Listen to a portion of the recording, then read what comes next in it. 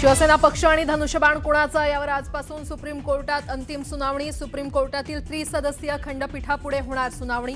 सुनावणीकडे संपूर्ण महाराष्ट्राचं लक्ष।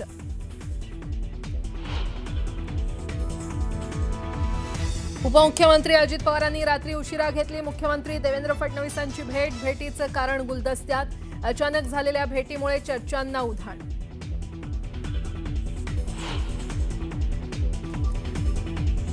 रुपाली ठोंबरे अजित पवारांच्या भेटीला प्रवक्तेपदावरून उचलबांगडी केल्यानंतर रुपाली ठोंबरे आणि अजित पवारांच्या भेटीकडे लक्ष।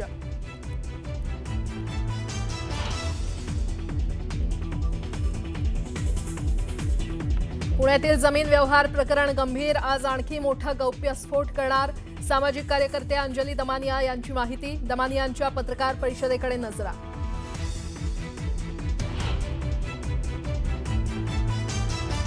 उपमुख्यमंत्री एकनाथ शिंदे आज जालना दौऱ्यावर। शिंदेंच्या उपस्थितीत जालन्यात शिवसेनेचा भव्य मेळावा। जालन्यात शिंदेंच्या उपस्थितीत पक्षप्रवेश होणार असल्याची माहिती। नागपूरमध्ये पार पडली महायुतीची समन्वय बैठक। बैठकीत महायुती म्हणून निवडणूक लढण्याचा निर्णय। मात्र स्थानिक कार्यकर्त्यांच्या स्वतंत्र लढण्याच्या मागणीमुळे सस्पेन्स कायम।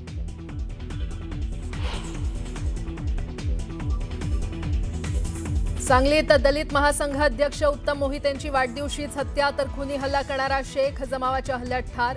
कारण अद्याप अस्पष्ट। पोलिसांकडून तपास सुरू।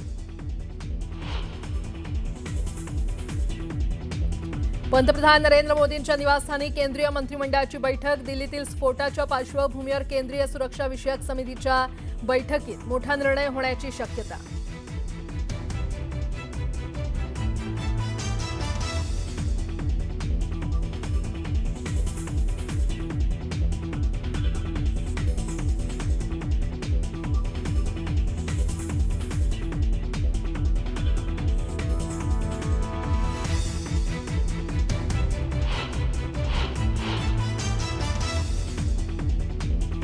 पुण्यातील एका प्रकरणी मुंब्र्यात छापेमारी। एटीएस पथकाकडून मुंब्र्यात 4 घरांची झाडाझडती। आयसिसशी संबंधित काही माहिती मिळाल्यानं कारवाई।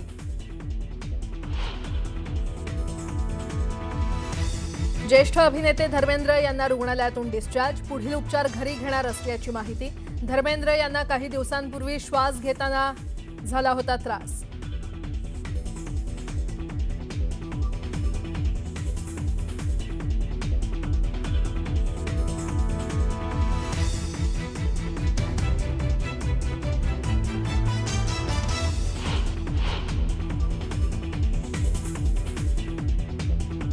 आणि अभिनेता गोविंदा रुग्णालयात दाखल। गोविंदाला चक्कर आल्यामुळे गोविंदावर क्रिटिकेअर रुग्णालयात उपचार सुरू।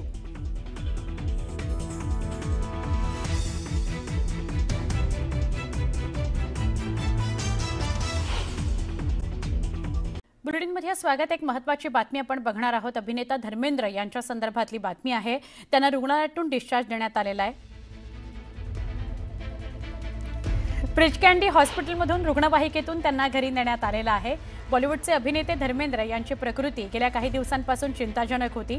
त्यांच्यावर रुग्णालयात उपचारही सुरू होते। पण आता मिळालेल्या माहितीनुसार धर्मेंद्र यांना रुग्णालयातून डिस्चार्ज दिला गेलाय।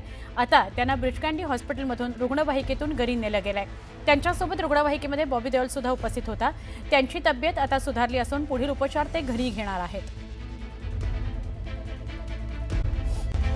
आता बातमी छत्तीस जिल्ह्यांची। नवी दिल्लीतील बॉम्बस्फोटानंतर नवी मुंबई पोलीस ॲक्शन मोडवर आलेले आहेत। शहरामध्ये मध्यरात्री अनेक ठिकाणी नाकाबंदी करण्यात आली असून बाजारपेठेमध्ये पोलीस बंदोबस्त तैनात करण्यात आलाय। तसंच रस्त्यांवर नाकाबंदी करून वाहनांची तपासणी केली जाते। सोन्या चांदीचे भाव सलग दुसऱ्या दिवशी वधारले। सोन्याच्या भावात 1,900 रुपयांची वाढ होऊन ते 1,24,300 रुपयांवर पोहोचले। चांदीच्या भावात 3,000 रुपयांची वाढ होऊन ती 1,56,500 रुपयांवर पोहोचली। नवी दिल्लीमध्ये प्रदूषणात प्रचंड वाढ झाली आहे। त्यामुळे या हंगामातील हवेची गुणवत्ता सगळ्यात वाईट असल्याने दिल्लीची अवस्था एखाद्या गॅस चेंबरसारखी झालेली आहे। मंगळवारी दिल्ली एनसीआर क्षेत्रातील हवा गुणवत्ता निर्देशांक 423 म्हणजे अत्यंत गंभीर श्रेणीमध्ये नोंदवला गेला।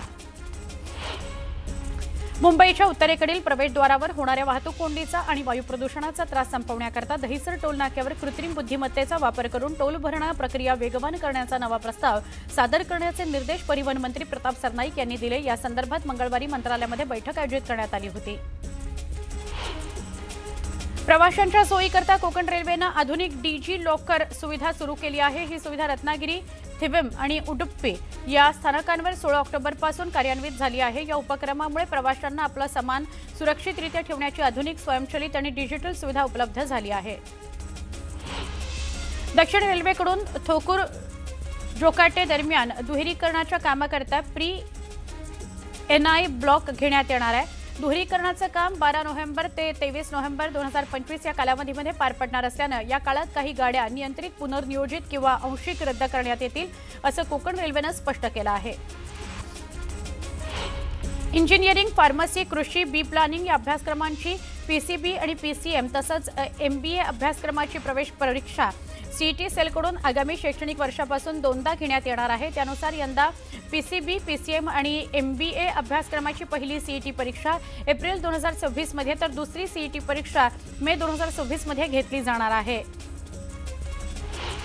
पवना धरण परिसरातील अतिक्रमण काढण्याकरता जलसंपदा विभागाच्या वतीनं मागील 2 महिन्यांपासून अतिक्रमणधारकांना नोटिसा देण्यात आल्या। पवना धरण परिसरातील वारू या गावातील हद्दीत कारवाई करण्यात आली। स्थानिकांनी या कारवाईला विरोध केलाय। पुनर्वसनाकरता शासनानं पुढाकार घ्यावा आणि मगच अतिक्रमणाची कारवाई करावी अशी मागणी ग्रामस्थांनी केली आहे।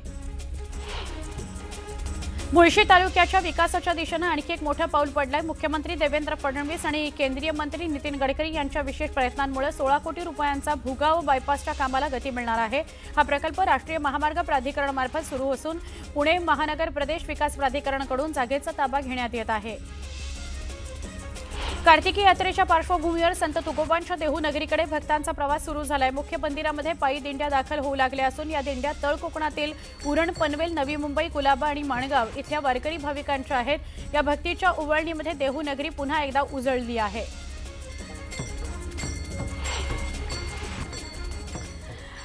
तर आपण अजून एका महत्त्वाच्या घडामोडीकडे वळूया।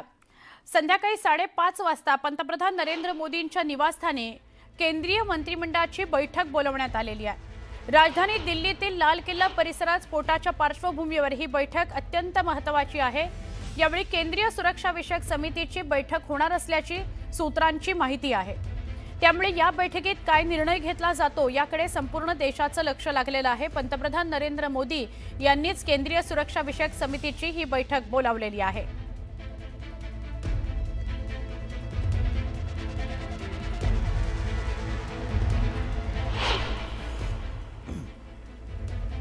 अजून एक अपडेट या दिल्ली स्फोटा प्रकरणात येते। दिल्ली स्फोटा प्रकरणी आणखी एका डॉक्टरला अटक करण्यात आलेली आहे। डॉक्टर शाहीनचा भाऊ डॉक्टर परवेज अन्सारी ATSच्या ताब्यात आहे।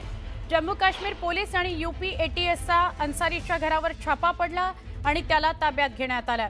अन्सारीचा लॅपटॉप आणि कागदपत्र जप्त करण्यात आलेली आहे। ही डॉक्टरची 5वी किंवा 6वी अटक असेल। डॉक्टर शाहीन सईद यांना अटक करण्यात आलेली आहे। अन्सारीचा लॅपटॉप आणि कागदपत्र पोलिसांकडून जप्त करण्यात आलेली आहेत। लाल किल्ल्याजवळच्या सुभाष चौक सिग्नल जवळ सोमवारी 6:40-45 पासून 52 मिनिटांच्या दरम्यान हुंडाई i20 कारमध्ये शक्तिशाली ब्लास्ट झाला। या आत्मघातकी दहशतवादी हल्ल्याआधी डॉक्टर उमरनं त्याच i20नं फरीदाबाद ते दिल्ली असा 10 तासांचा प्रवास केला। या 10 तासांच्या प्रवासात त्यानं लाल किल्ल्याजवळच्या पार्किंगमध्ये तब्बल 3 तास घालवले आणि त्यानंतर हा स्फोट घडवून आणला।